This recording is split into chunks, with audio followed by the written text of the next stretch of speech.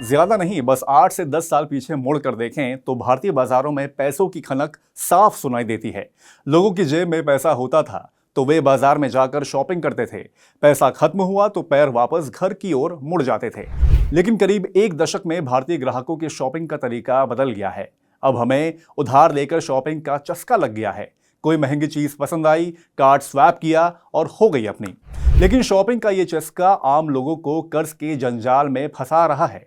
अब लोग गाड़ी और घर जैसे महंगे खर्च के लिए ही नहीं बल्कि रोजमर्रा की जरूरत के सामान भी क्रेडिट कार्ड से खरीद रहे हैं। क्रेडिट कार्ड से खरीदारी करने में कोई बुराई नहीं है, बुराई है उधार लेकर उसे ना चुकाने में। भारतीयों में ये बीमारी तेजी से बढ़ रही है। इसमें भी मिलेनियल्स यानी कि 30 से 45 साल की उम्र वाले लोग सबसे ज्यादा डिफॉल्ट कर रहे हैं।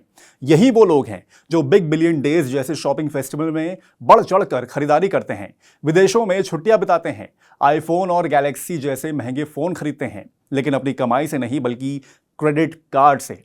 ये लोग क्रेडिट कार्ड का बिल चुकाने में कितने मुस्तैद हैं, इसका अंदाजा ट्रांस यूनियन सिबिल के आंकड़ों से पता चलता है। ट्रांस यूनियन सिबिल की ताजा रिपोर्ट के अनुसार देश में क्रेडिट कार्ड की बकाया राशि में लगातार वृद्धि हो रही है, साथ ही डिफॉल्ट भी बढ़ रहा है। ये एक बढ़ते संकट का संकेत है।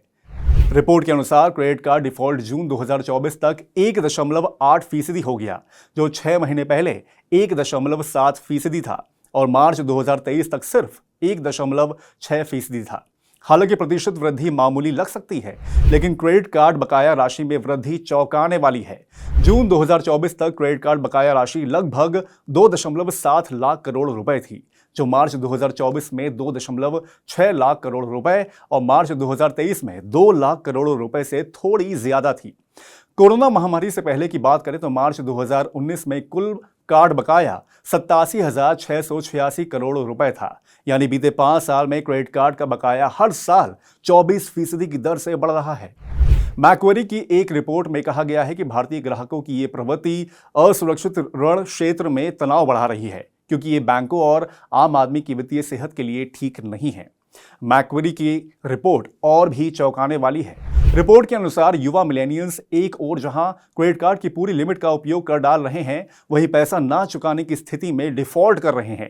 क्रेडिट कार्ड इंडस्ट्री की बात करें तो यहां शुद्ध क्रेडिट घाटा 5 से 6% के करीब चल रहा है, जिसमें एसबीआई कार्ड्स ने पिछली तिमाही में 7.5% नेट क्रेडिट लॉस की रिपोर्ट की है।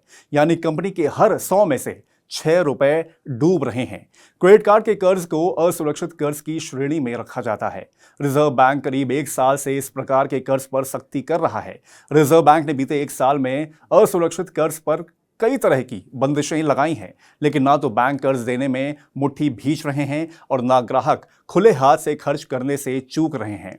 आमतौर पर क्रेडिट कार्ड को सबसे महंगे कर्ज की श्रेणी में रखा जाता है, जिसमें कंपनियां 25 से 45 और कभी कभी तो 50% तक ब्याज वसूलती हैं। लेकिन एक स्वैप से बड़ी खरीदारी की सुविधा के चलते लोग महंगे सामान किस्तों में खरीद रहे हैं।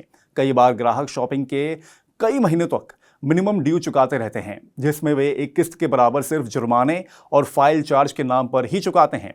मैक्वेरी की रिपोर्ट बताती है कि लोग बड़े खर्च की ही नहीं बल्कि रोजमर्रा के किराने के सामान भी क्रेडिट कार्ड से खरीद रहे हैं और डिफॉल्ट कर रहे हैं। अब लोग यूपीआई के जरिए भी क्रेडिट कार्ड से स्मॉल टिकट खर्च कर रहे हैं। ये और भी घातक स्थिति है, क्योंकि क्रेडिट कार्ड में डिफॉल्ट होने से आपका क्रेडिट स्कोर खराब होता है।